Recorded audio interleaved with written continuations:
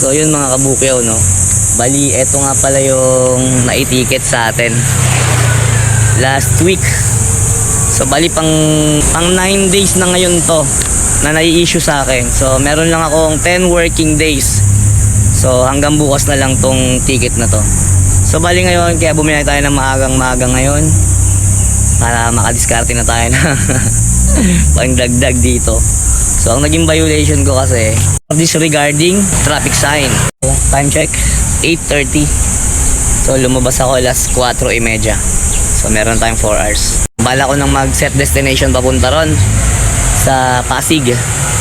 Dun to sa may Bureau of Fire sa may Santo Tomas. A few moments later.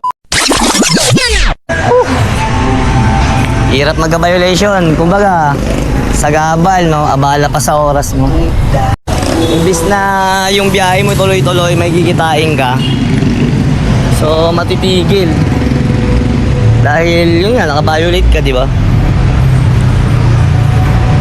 Grabe, no? Since 2004.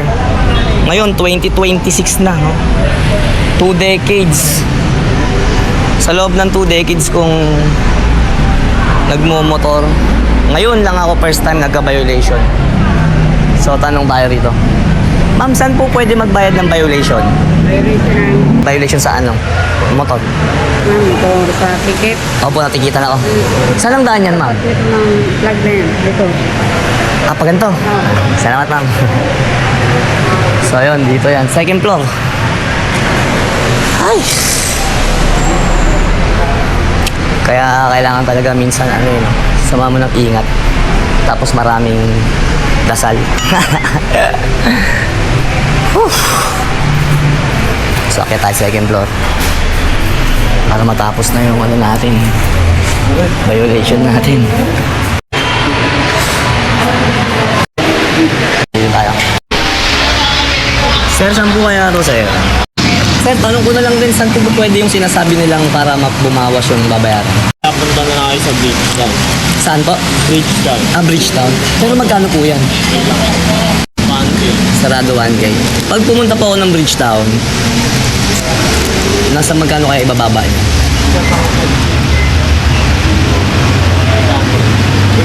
800. Ay, bayaran ko lang ngayon. So yun yung naging violation ko, 1,000. 1,000 ang penalty niya dito. Tapos kung ilalapit ko raw sa may Bridgetown, parang makaka-discount daw kasi doon ng 200. So magiging 800 na lang.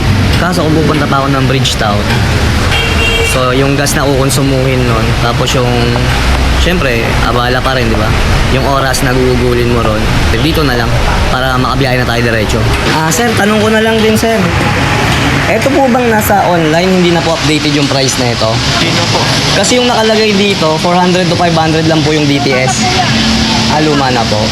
Saan po babayaran to? Sir po sa baba first ito. Sa baba? Salamat. So yun, bayad na tayo. Para dun sa mga magkaka-violation dito sa Pasig, kung gusto nyo maka-discount, punta kayo sa Bridgetown, sa munisipyo. Magiging 800 na lang yung 1K nyo. Good morning po. So, ito na. Ang cashier nila dito lang din sa baba. 500, ma'am. Tawak po. Ito po. Alag din tayo. Bakit ang standing? Hindi naman na-updated yung ano nyo. Yung... Ay, hindi nyo sakop. Kumbaga dito lang sa office nyo. Ipa-perfect natin yan.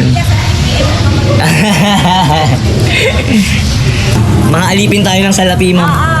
Doon ka na lang sa may table. Saan, ma'am? Saan to? Table. Ito. Okay, ma'am. Salamat po. Okay lang ba, ma'am? Sama kayo sa vlog ko? Oo, sige. Alright. Gusto niyo follow, ma'am?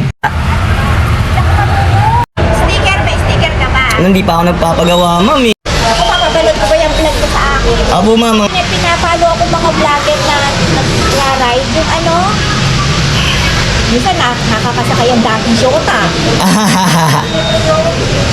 Ayan na po, ma'am. Sige, Shout ma'am. out mo ko dyan, ha? Sige, ma'am. Ano pong pangalan niyo? Connie. Connie. Okay, ma'am Connie. Ayun, kay Mayor Bigo. Salamat, ma'am. Saan po makikita yung update na ito. Pwede nyo pong pa-check sa taas. Sige. Salamat boss ha. Yun. Bayad na tayo. Okay na. Tapos na tayo. Pero syempre, pag andito ka rin naman na, ipa-verify mo na kagad. So, akit ulit tayo sa taas.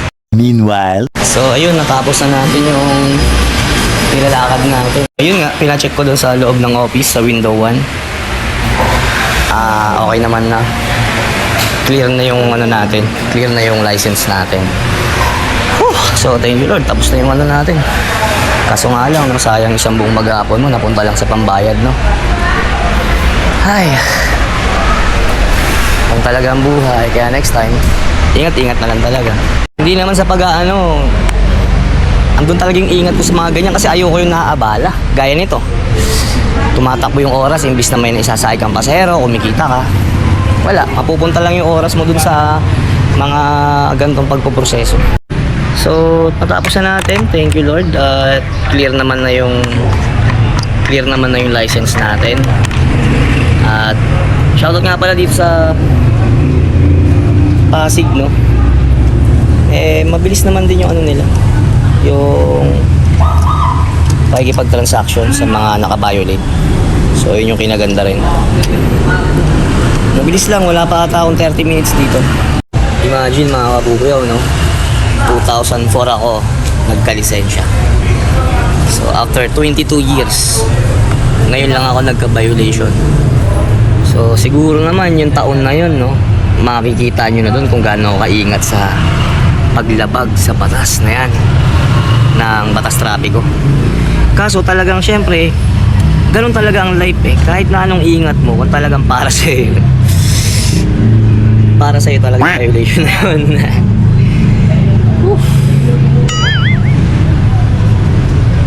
So yun lang mga kabukuyaw, palagi ko na-share ko naman na lahat sa inyo yung mga dapat. Tara, biyahe na ulit tayo. So yun lang mga kabukuyaw, dito ko natatapusin tong video na to. Maraming salamat sa mga natapos, ingat kayo palagi kayo mag-iingat.